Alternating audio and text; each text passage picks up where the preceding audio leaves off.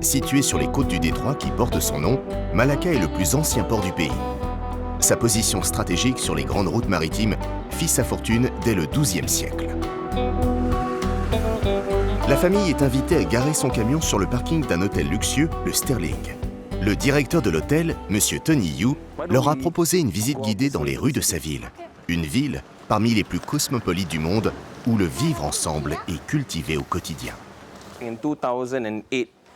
En 2008, Malacca a été inscrite au patrimoine mondial de l'humanité par l'UNESCO. Parce que nous avons l'une des cultures les plus cosmopolites au monde. Et c'est toujours vivant, c'est quelque chose de réel. Ce n'est pas pour le spectacle. Oui, ce n'est pas un musée.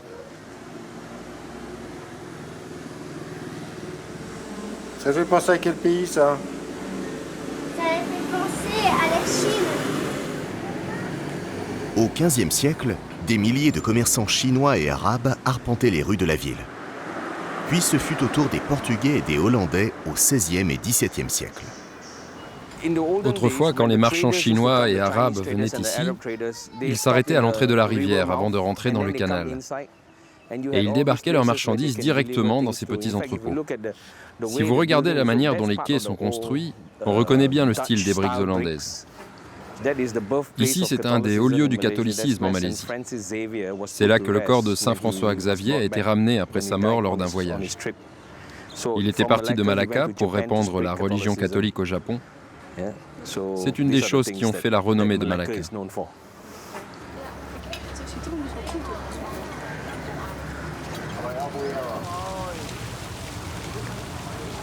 Si les catholiques et les protestants ont laissé de nombreuses traces de leur passage, ce sont aujourd'hui les musulmans, les bouddhistes et les hindouistes qui sont les plus nombreux à Malacca. C'est qui? C'est Ganesh. On se croirait où ici? Ce qui est beau ici, c'est que nous sommes dans la rue de l'Harmonie. Pourquoi on l'appelle la rue de l'Harmonie? Parce que les cultures indiennes, musulmanes et chinoises vivent les unes à côté des autres.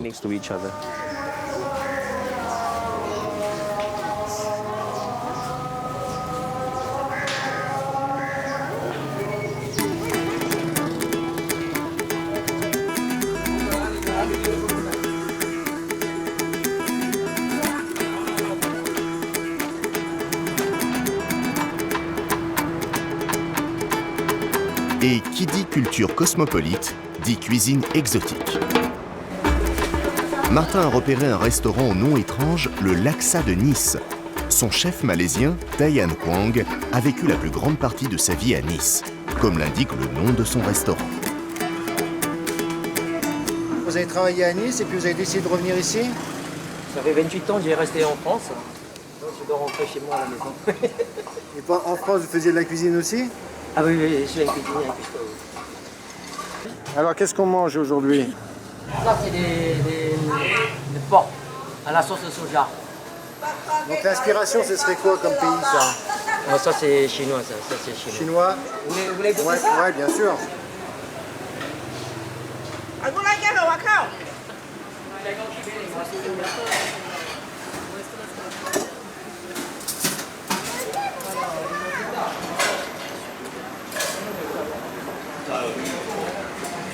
C'est facile de manger les nouilles avec une baguette, Chine?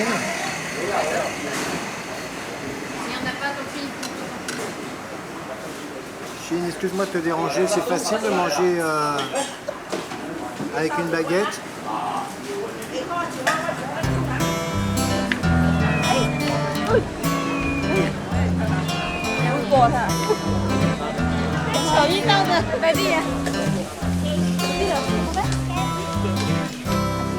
On dirait papa.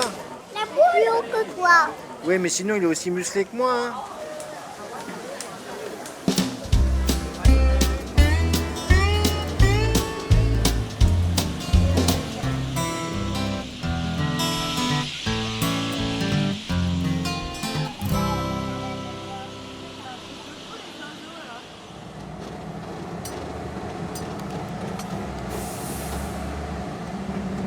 Alors nous voici à Port-Calang, où nous allons déposer notre camion qui va voyager par cargo jusqu'à Bornéo.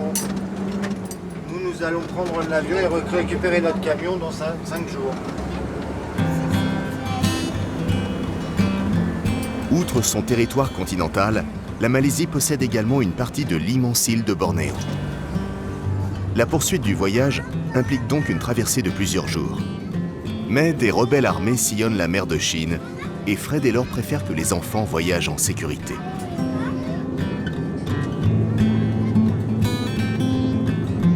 L'île de Bornéo est partagée entre la Malaisie, Brunei au nord et l'Indonésie au sud. La partie malaisienne est divisée en 2 régions, Sarawak et Sabah.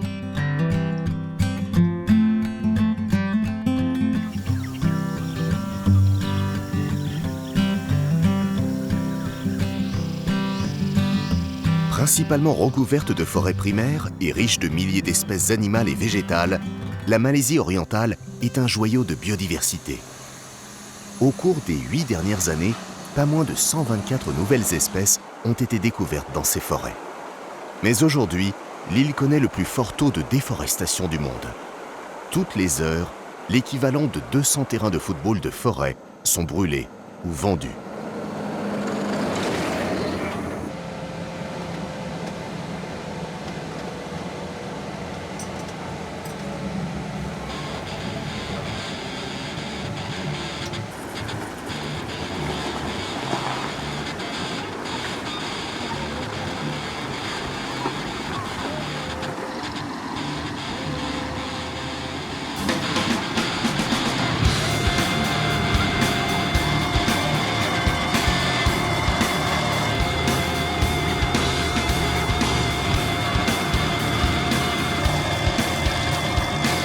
La principale responsable de la déforestation est l'huile la plus consommée au monde, l'huile de palme, dont Bornéo est le premier exportateur mondial.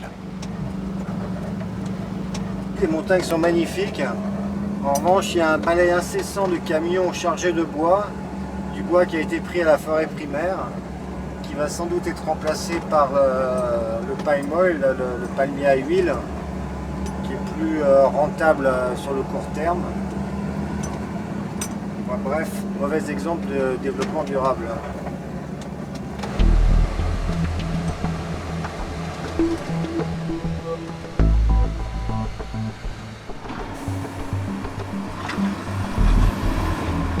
Le rendement des palmiers à huile est effectivement très important. 1 hectare de palmier fournit jusqu'à 5 tonnes d'huile, presque 4 fois plus que les oliviers. Mais un palmier n'est exploitable que durant ses 20 premières années. Ensuite, on le brûle ou on injecte un poison dans son tronc pour le remplacer plus rapidement. Très préoccupés par le sort des forêts primaires, Martin et Chine estiment que ce n'est tout de même pas une raison pour oublier l'une de leurs fêtes préférées.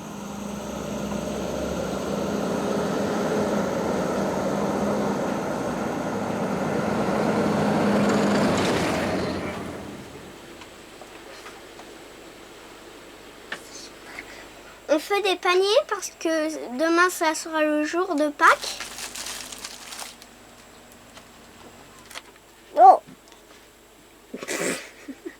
Qu'est-ce que tu fais sur ton panier, toi? Eh ben, ils font le pain en marron et après on met des petits carrés collants et après on va écrire Chine, on va mettre les œufs. D'accord.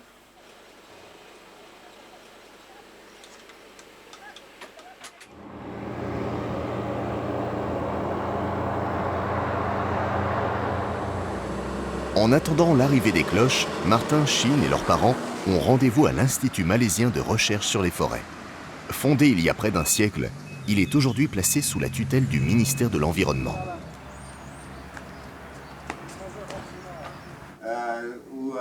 La famille a rendez-vous avec Ying Fa Li, le directeur adjoint du département sylviculture de l'Institut. Il y a 20 ans, nous avons réalisé que nous ne pouvions pas continuer à gérer la forêt comme nous le faisions. Nous avons pris acte de la situation et nous avons réalisé que nous devions améliorer notre façon de faire. Nous avons donc lancé à ce moment-là notre politique de gestion durable des forêts. Et donc, ici, à Sabah, nous avons décidé que 53% de notre territoire devait être totalement protégé pour la biodiversité et la vie sauvage. Notre travail est de décider quelles parcelles sont destinées à l'agriculture, au logement ou à l'aménagement de nouvelles villes. L'ironie, c'est que sans les palmiers à huile, on ne peut pas avoir de gestion durable des forêts. Parce que tous ces efforts prennent de l'argent et du temps, et l'argent ne peut venir que de l'huile de palme. Vous voulez dire qu'en fait ça aide, qu'il ne faut pas opposer l'huile de palme à la défense des forêts? Non, en effet, cela doit coexister. La gestion des forêts et leur conservation ne peuvent pas exister sans l'huile de palme à sabbat, parce que l'huile de palme fournit le financement. Nous devons nous assurer que la sylviculture reste un business rentable. Nous ne pouvons pas nous asseoir sur ces millions d'hectares que possède Sabah et n'en tirer aucun revenu. Ce n'est pas réaliste. Ce n'est pas réaliste pour un pays en voie de développement, pour un État en voie de développement, et en particulier pour Sabah.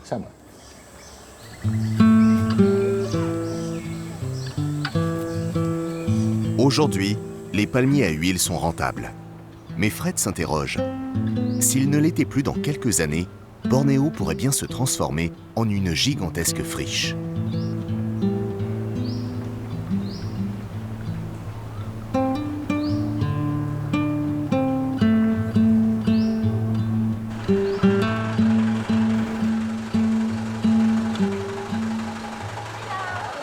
Bonjour.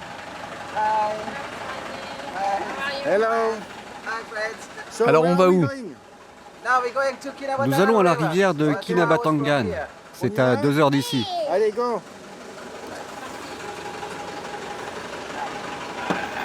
Monsieur Agi est un chauffeur de taxi connu pour être un spécialiste de la faune locale. Il a proposé à Martin et à sa famille une petite escapade sur la rivière Kinabatangan, un endroit qu'il fréquente depuis de nombreuses années pour tenter d'assouvir sa passion pour la photographie.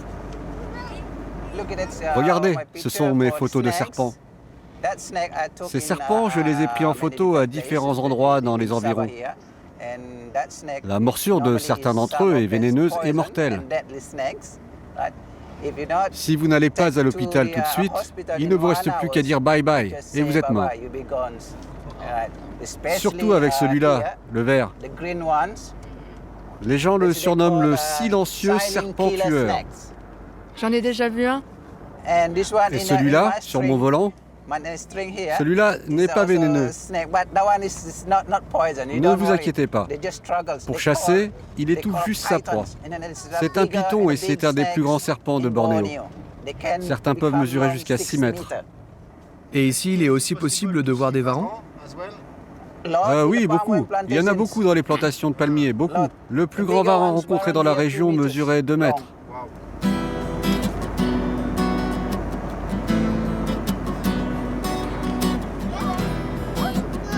Il n'y a pas que des animaux mortels dans la région. Les singes proboscis, reconnaissables à leur long nez, ne font de mal à personne. Au contraire, ces animaux originaires de la région sont même menacés par la déforestation. Ils ne vivent que dans les forêts fluviales, et leur long nez est surtout un outil de séduction. Pour les trouver, Monsieur Agi a appris à imiter leurs cris très particuliers.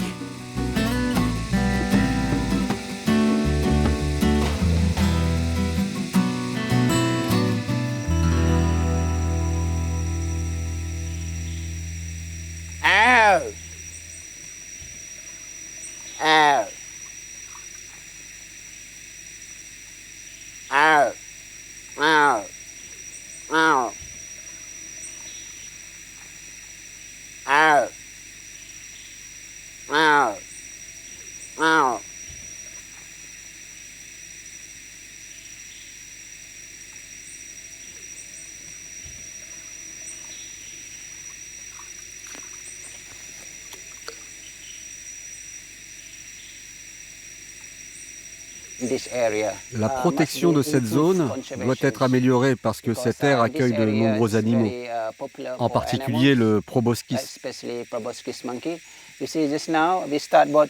Vous pouvez voir ça maintenant. Il est 2 heures et depuis que nous sommes arrivés, nous n'avons toujours pas vu un seul singe. Parce qu'ils n'ont plus d'endroit où vivre. Leur habitat a été détruit. C'est pourquoi il est nécessaire de protéger leur environnement et de laisser la jungle repousser dans cette région. Et qu'est-ce qui est fait aujourd'hui à Sabah? On y travaille ou pas? Les gens d'ici ou d'ailleurs, les ONG, le gouvernement, Ils travaillent ensemble pour s'assurer qu'on préserve bien cette zone.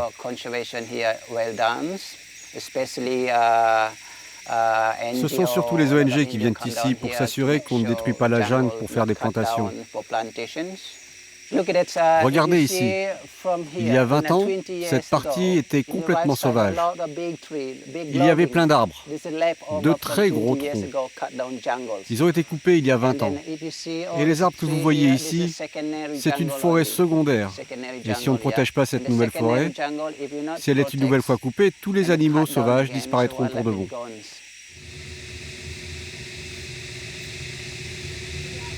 Les proboscis, dont il ne reste pas plus de 3000 individus, ne semblent pas vouloir se montrer aujourd'hui. D'autres animaux, en revanche, sont moins farouches.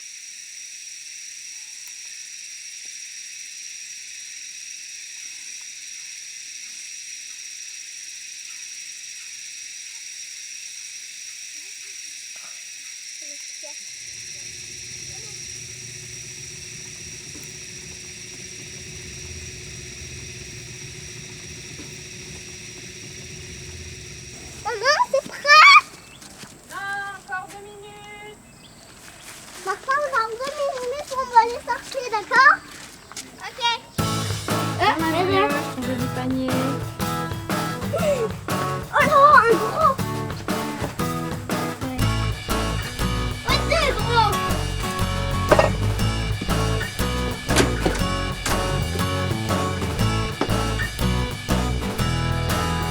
Ah, oh, Chine. Ils sont où? Où? Attends. Là.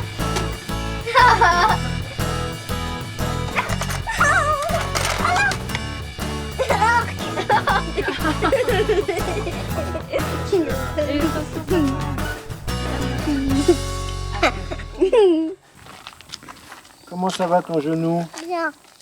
Alors il faut dire que Chine a fait la cascadeuse hier. Avec sa petite moto en plastique, elle a dévalé une pente terrible et elle a eu un accident.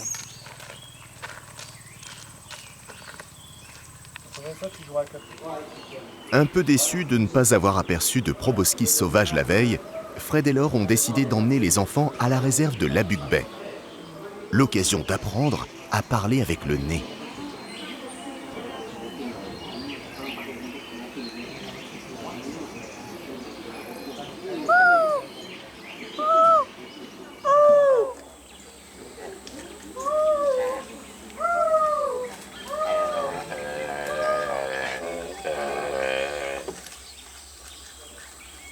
Comment il fait? Comment avec les Je mets le nez en l'air et en faisant. Ils t'ont répondu.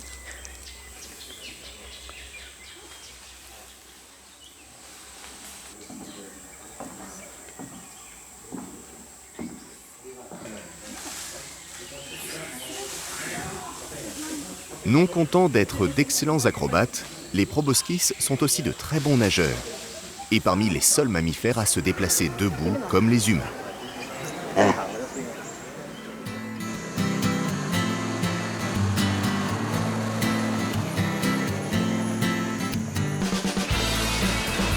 D'un singe à l'autre, la famille reprend la route pour aller à la rencontre des orang-outans qui ont bien failli disparaître totalement à cause de la déforestation. Ils ne doivent leur survie qu'à quelques ONG, comme ce centre de réhabilitation fondé dès les années 60. Il accueille aujourd'hui 25 orphelins élevés dans la nurserie et 80 adultes en semi-liberté. Il est là. Papa, il est là. En malais, orang-outan signifie homme de la forêt. Et il n'y a pas que l'apparence qui nous rapproche de ces lointains cousins. Nous partageons 97% de leurs gènes. Mais contrairement à nous, les orang-outans passent une grande partie de leur vie dans les arbres. Une catastrophe quand on vit dans le pays du monde qui détruit le plus de forêts. En 20 ans, sa population a diminué de moitié et si rien n'est fait, il n'y aura plus d'orang-outans sauvages dans seulement 5 ans. C'est trop bien, parce que c'était comme un cercle et les sons se balançaient comme ça. Ils ont fait des clowns? Oui. Mais ils te font penser à qui sinon? Ils te font pas penser un peu à ta sœur? Hein? On dirait pas un peu chez nous le matin?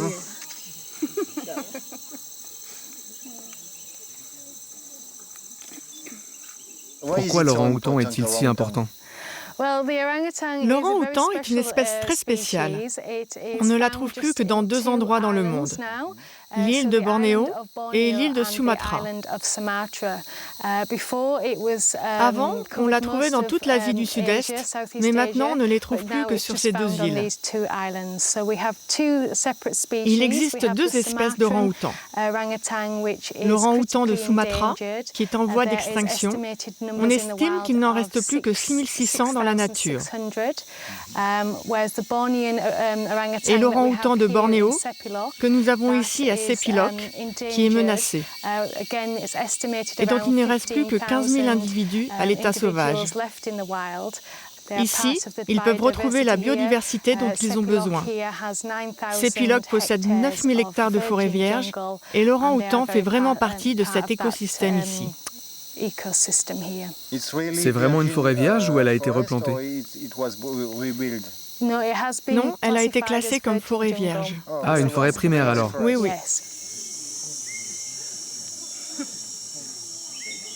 Alors pourquoi est-il en danger ?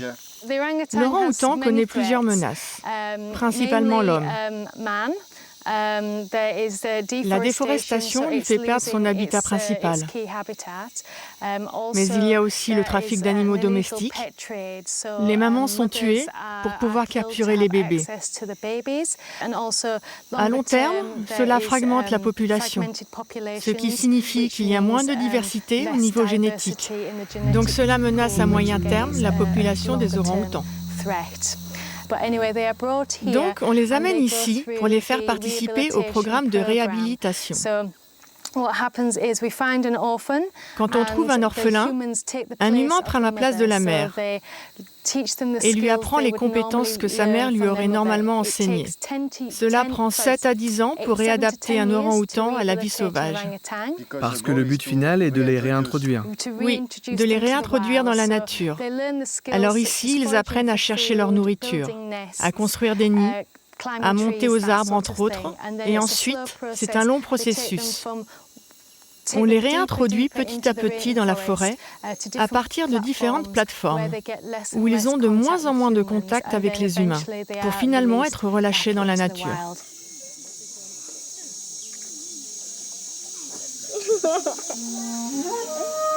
Grâce à cette ONG et au tourisme, les orang-outans retrouvent progressivement leur habitat naturel.